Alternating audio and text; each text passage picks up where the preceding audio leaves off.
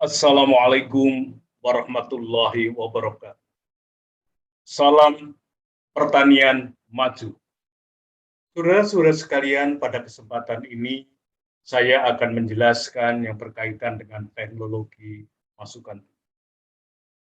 Dalam pengelolaan tanah, ada dua prinsip yang dapat kita lakukan. Yang pertama adalah teknologi masukan tinggi. Asasnya adalah intervensi, yaitu mengubah kondisi tanah sehingga sesuai dengan persyaratan tumbuhan. Kemudian yang kedua adalah teknologi masukan rendah.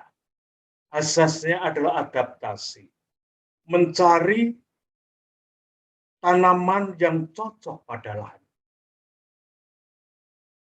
Kemudian berkaitan dengan masalah teknologi masukan tinggi, yaitu mengubah kondisi tanah sehingga sesuai dengan persyaratan tumbuh tanaman. Apa yang dapat kita lakukan? Yaitu pertama, menggunakan varietas unggul, takaran pemupukan yang tinggi pada kondisi hara yang optimum. Kemudian yaitu merubah kondisi tanah. Umpamanya tanahnya masam, kita lakukan pengapuran. Kemudian tanah garaman, kita lakukan dengan pemberian gips.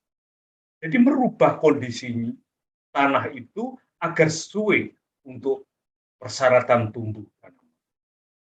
Kemudian kaitannya dengan pencegahan gulma secara intensif, kemudian berantasan hama penyakit saat itu programnya, kemudian tentunya semuanya tadi adalah boros. Saudara-saudara sekalian, penerapan revolusi hijau ini, yaitu di Indonesia ini melalui beberapa cara. Yaitu yang pertama dengan intensifikasi pertanian. Yang kedua dengan ekstensifikasi pertanian, diversifikasi pertanian, dan rehabilitasi. Saudara-saudara sekalian, sekarang mengapa kita perlu intensifikasi? Kita sadar bahwa kebutuhan pangan yang semakin meningkat. Oleh karena itu perlunya adanya intensifikasi untuk memenuhi kebutuhan pangan ini. Ini tentunya harus yaitu kita lakukan. Kemudian yang kedua, semakin menurunnya produktivitas tanah akibat terjadi erosi, akibat dari kehilangan, baik itu pencucian, penguapan, maupun terangkutnya hara tanaman yang melalui hasil ini, sehingga akan terjadi yaitu degradasi daripada keharaan di dalam. Oleh karena itu, intensifikasi perlu dilakukan. Saudara-saudara sekalian, penerapan intensifikasi itu kita mulai pada tahun 1966 dengan menerapkan panca usaha, kemudian disempurnakan tahun berikutnya dengan suprainsus. Tentunya hasilnya adalah spektakuler.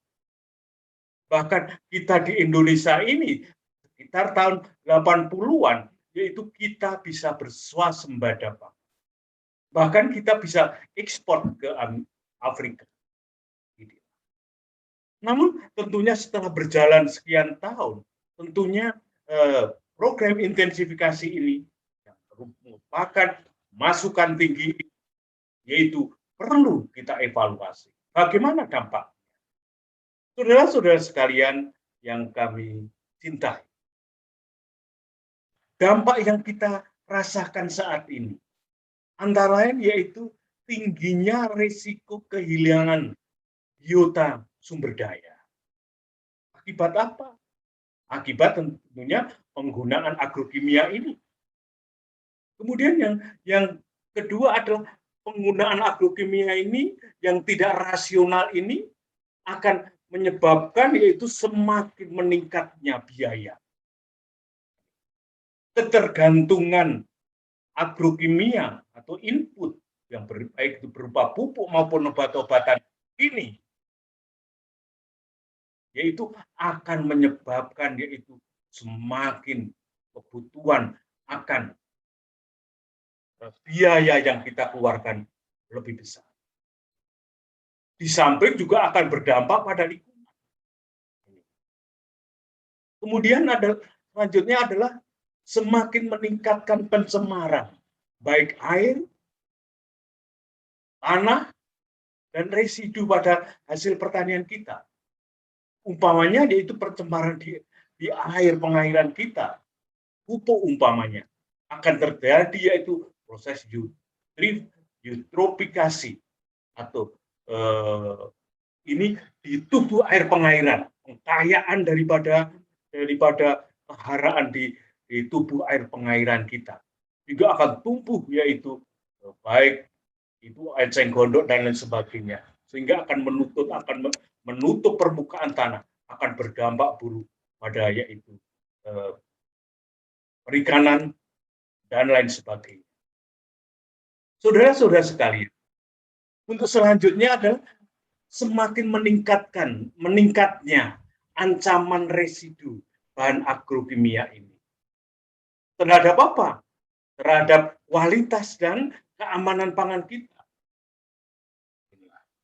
Ini tentunya harus kita pikirkan, sehingga kita yaitu akan hati-hati dalam rangka kita menggunakan yaitu agrokimia itu secara rasional. Kemudian untuk selanjutnya adalah pemupukan yang tidak rasional, ini bisa menyebabkan ketimpangan hara. Penggunaan pupuk pada konsentrasi tinggi dan pada dosis yang tinggi akan mengakibatkan yaitu ketimpangan, kekurangan unsur hara lainnya. Kalau kita memberikan N yang tinggi, maka unsur hara lainnya dan juga terangkut oleh tanaman, maka lama-kelamaan akan terjadi yaitu pengurasan hara lainnya. Kemudian kita tambahkan N dan P, unsur hara K berkurang semakin lama semakin buruk. NPK kita tambahkan, maka unsur hara yang lain akan berkurang. Maka akan terjadi yaitu ketimpangan hara itu.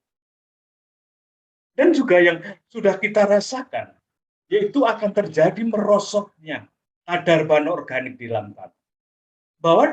Bahkan disinyalir bahwa 60% lahan sawah kita, yaitu sudah kandungan bahan organiknya kurang dari 1%. Sementara pertanian bisa berkelanjutan sustainable apabila yaitu kandungan daripada bahan organiknya itu lebih dari 2%. Perlu kita prihatin. Karena itu kita mulai galakkan yaitu pertanian organik. Kemudian di samping itu, dengan penggunaan agrokimia ini akan menyebabkan apa? Ketergantungan agrokimia. Biaya semakin tinggi. Petani sudah istilahnya bahasa Jawanya gatok terhadap yaitu penggunaan agrokimia ini. Oleh karena itu, biaya yang cukup tinggi. Kemudian produktivitas tanahnya akan semakin lama semakin menurun. Belum lagi berkaitan masalah residu pencemaran daripada agrokimia ini. Saya katakan tadi, air, pengairan, kemudian di tanah maupun dalam hasil pertanian. Saudara-saudara sekalian, inilah yang dilakukan intensifikasi, ternyata juga setelah sekian tahun akan menimbulkan dampak pada yaitu lingkungan. Kemudian program teknologi masukan tinggi lainnya apa? Yaitu program pengapuran di lahan masak.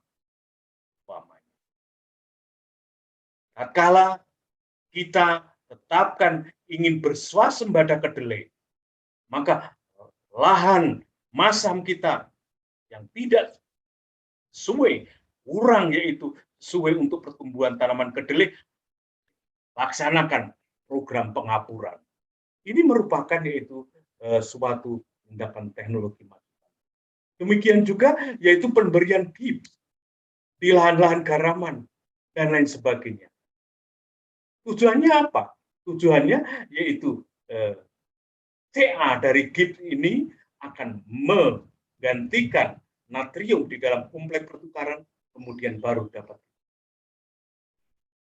Dan yaitu intensifikasi pada lahan rawa dan lahan gambut dan sebagainya.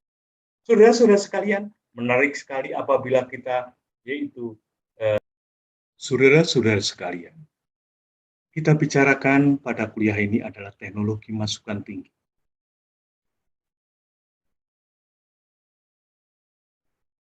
Berawal daripada kekhawatiran dunia akan yaitu penambahan penduduk yang semakin meningkat. Sementara hal ini akan mengakibatkan bahwa kebutuhan pangan akan semakin meningkat juga. Atas kekhawatiran itu, maka yaitu di Amerika dan diputuskan adanya revolusi hijau, yaitu dengan penggunaan agrokimia, yaitu dengan pupuk dan obat-obatan, varietas unggul, kemudian teknologi baru, yaitu berkaitan dengan ini, maka di Indonesia menerapkan pertanian yang intensif. Memang dengan adanya ini, yaitu produksivitas tanah bisa meningkat secara spektakuler, hingga akan menepis daripada kekhawatiran akan pangan. Saudara-saudara sekalian, berkaitan dengan penerapan revolusi hijau ini, di Indonesia menerapkan yaitu intensifikasi pertanian, ekstensifikasi pertanian, diversifikasi pertanian, dan rehabilitasi pertanian. Saudara-saudara sekalian, intensifikasi pertanian merupakan yaitu salah satu daripada langkah teknologi masukan tinggi. Apa teknologi masukan tinggi? Yaitu teknologi untuk mengubah kondisi tanah sehingga sesuai dengan persyaratan tumbuh tanam. Jadi di sini adanya intervensi untuk mengubah kondisi tanah ini bagaimana agar bisa dalam kondisi yang optimal, bisa persyaratan tumbuh ini, yaitu tanaman itu bisa terwujud. Kalau teknologi masukan rendah, asasnya bukan intervensi, bukan merubah, namun asasnya adalah lebih pada asas yaitu adaptasi, menyesuaikan dengan kondisi tanah, mencari tanaman yang adaptif pada tanah itu. Oleh karena itu, pada teknologi masukan tinggi ini, langkah-langkahnya antara lain yaitu melalui varietas unggul, takaran pemupukan yang tinggi, yaitu pada kondisi hara yang optimum, merubah kondisi tanah, umpamanya tanah masam, bagaimana agar menjadi netral, maka perlu adanya yaitu pengapuran.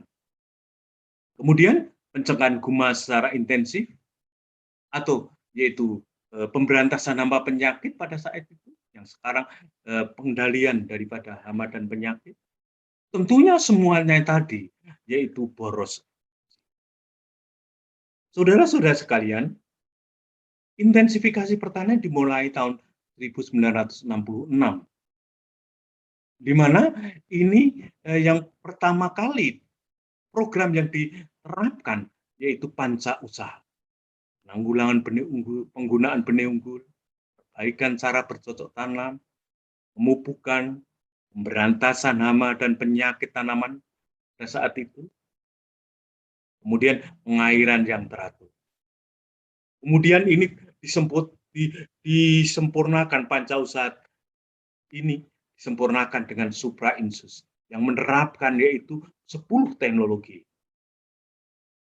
Saudara-saudara sekalian, karena intensifikasi pertanian ternyata yaitu memang produktivitas yang diharapkan tinggi dengan diversitas tanaman yang rendah. Karena apa? Menerapkan daripada penggunaan daripada varietas-varietas yang unggul. Kemudian untuk selanjutnya, yaitu intensifikasi pertanian ini tentunya adalah melakukan dengan pengolahan secara mekanis dan penggunaan bahan agrokimia, baik itu pupuk, pestisida, dan pengolahan tanah dan pengairan. Hal ini tentunya akan menyebabkan tingginya risiko kehilangan biota sumber daya. Saudara-saudara sekalian, oleh karena itu tentunya yang perhatian paling mendesak untuk pembangunan global secara berkelanjutan ini, yaitu terjadinya degradasi dan kehilangan daripada lahan pertanian yang produktif ini, yaitu menjadi keprihatinan. Kemudian tuntutan intensifikasi pertanian itu apa dan bagaimana dampaknya pertanian pada menerapkan dengan masukan tinggi ini. Saudara-saudara sekalian, berkaitan dengan ini, maka memang kebutuhan pangan yang semakin meningkat. Ini menuntut kita melakukan intensifikasi. Makin menurunnya produktivitas tanah akibat erosi dan kehilangan daripada hara tanah ini menuntut adanya yaitu intensifikasi. Namun penggunaan daripada agrokimia yang tidak rasional ini juga tentunya akan membebani biaya daripada masyarakat, petani. Dan tentunya kita lebih yaitu tergantung dengan kimia dan energi pada pertanian yang intensif ini, ketergantungan terhadap agrokimia ini semakin besar.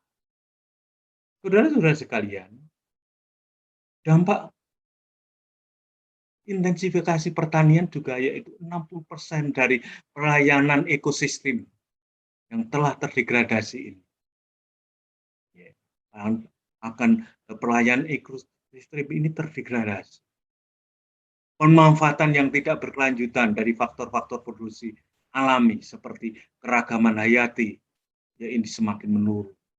Semakin meningkatkan pencemaran air akibat pupuk dan pestisida. Saudara-saudara sekalian, untuk selanjutnya berkaitan dengan masalah penggunaan pupuk, ini semakin lama semakin tidak rasional lagi.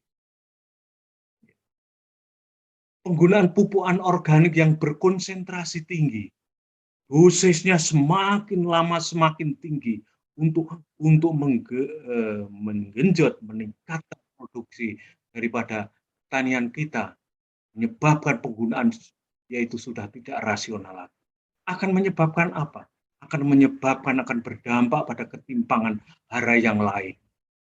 Pemupukan N yang berlebih akan menyebabkan unsur hara yang lain akan berkurang.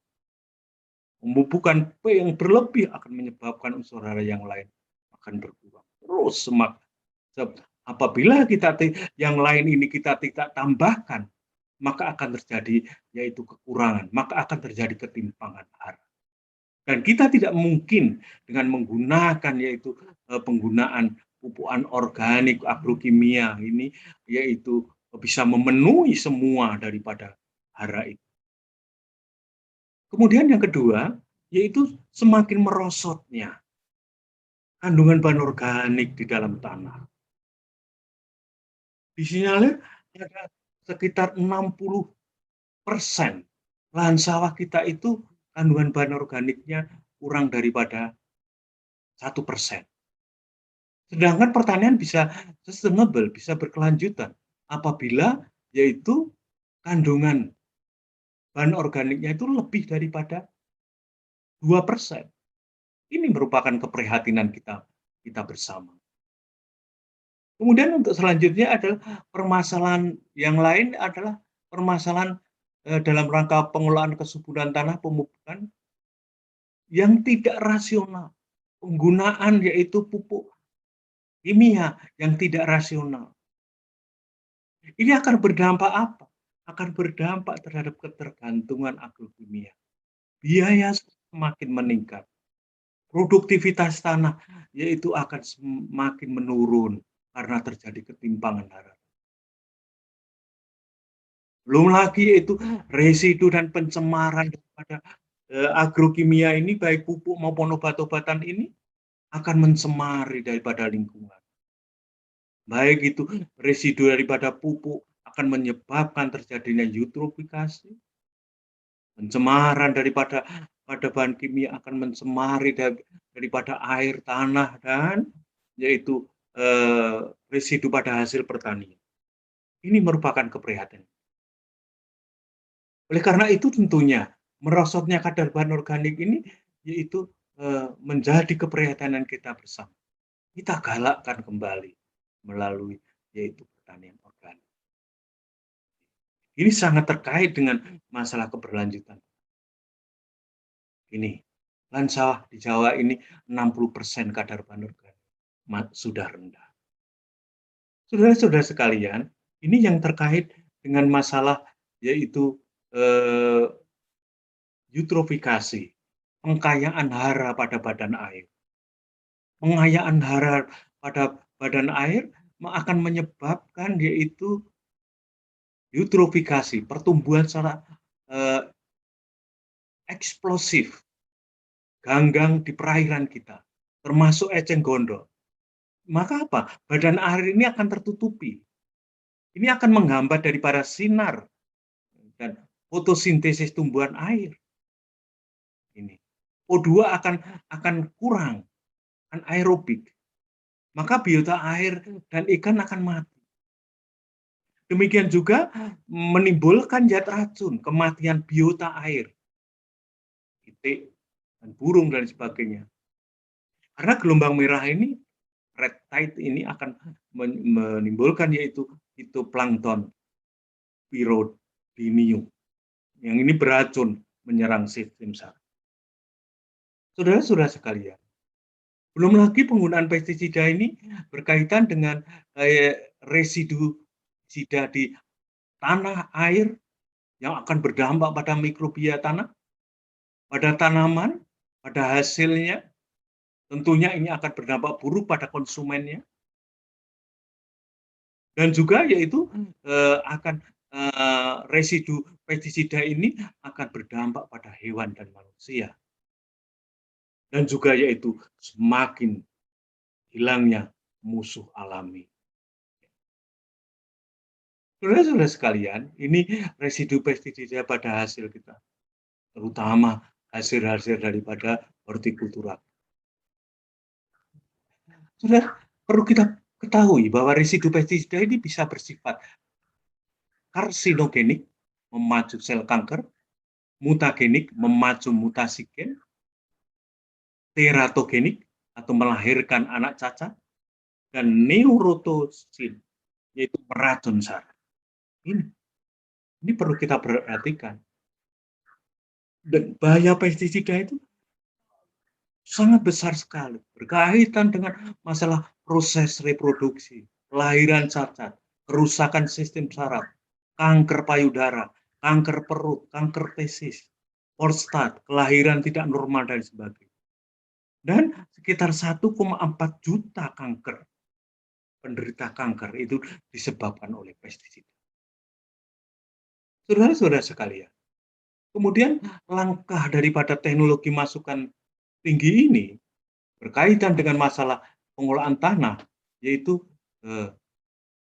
diterapkan pada tanah-tanah masam kita, di mana tatkala kita menetapkan target swasembada kedelai, maka kita yaitu ekstensifikasi, kembang menggunakan lahan-lahan masam, maka sementara kedelai bisa optimal pada lahan yang netral, maka perluasan ke lahan masam ini yaitu harus melakukan yaitu dengan cara program pengapuran.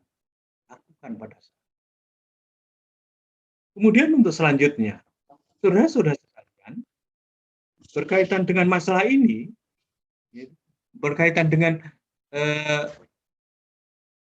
lahan masam kita cukup luas, yaitu hampir 102,8 juta hektar, baik itu di Kalimantan, Sumatera, dan di Maluku.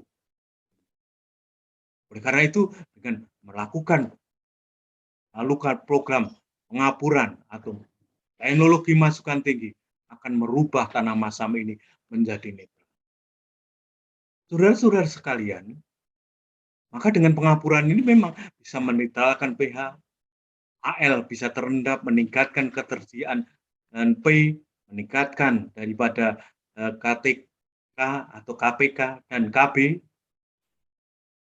Oleh karena itu pemberian pengapuran tentunya juga akan menambah biaya ini, biaya dalam rangka untuk mendapatkan produksi yang tinggi. Saudara-saudara sekalian, masukan tinggi juga dilakukan yaitu pada tanah garaman, yaitu daerah-daerah yang terluapi oleh air laut. Lakukan masukan tinggi dengan penambahan gipsum untuk bisa menukar Na dengan Ca. Kemudian setelah dipertukarkan, maka Ca ini baru dilakukan pencucian. Inilah yaitu teknologi masukan tinggi pada tanah garam. Kemudian pada tanah miring kita lakukan teknologi masukan tinggi. Kalau kita melakukan teknologi masukan rendah, kita mencari tanaman yang baik, yang adaptif pada lahan yang kering yang bisa mempertahankan daripada kesuburan tanahnya atau tanahnya agar tidak tererosi melalui kita menggunakan tanaman-tanaman perkebunan atau bahkan dengan tanaman-tanaman hutan. Namun kalau teknologi masukan tinggi, itu kalau kita memaksakan memenuhi targetnya, kita ciri daripada teknologi masukan tinggi, kita telah menentukan target. Targetnya kita ingin pengembangan yaitu tanaman semusim, tanaman padi lahan kering umpamanya. Sehingga tanah yang miring ini bagaimana upayanya agar sesuai, maka harus kita teras dan sebagainya agar tidak terjadi erosi. Saudara-saudara sekalian, oleh karena saatnya kita yaitu merubah paradigma kita. Yang tadinya kita menekankan pada masukan tinggi dengan adanya revolusi hijaunya ini, input tinggi, pengolahan intensif, toleransi lingkungannya rendah. Namun tentunya ke depan harus kita yaitu kembangkan, kita pikirkan untuk dikembangkan, yaitu revolusi hayati yang lebih yaitu menggunakan masukan rendah, input rendah, pengolahan minimal, dan ramah lingkungan. Saudara-saudara sekalian, tentunya dengan adanya ini tentunya harus kita yaitu menerapkan asasnya adalah adaptasi. Bertumpu pada yaitu lokal resource. Tanaman apa yang cocok di situ. Kemudian dalam pengolahan tanahnya apa yang tersedia di situ. Maka kita. Saudara-saudara sekalian, saya rasa demikian yang dapat disampaikan. Mudah-mudahan ini akan membawa yaitu gambaran kita semuanya akan lebih menatap masa depan melalui pembangunan pertanian yang lebih baik. Demikian yang dapat kami sampaikan. Terima kasih. Akhirul kalam. Wassalamualaikum warahmatullahi wabarakatuh. Salam pertanian maju.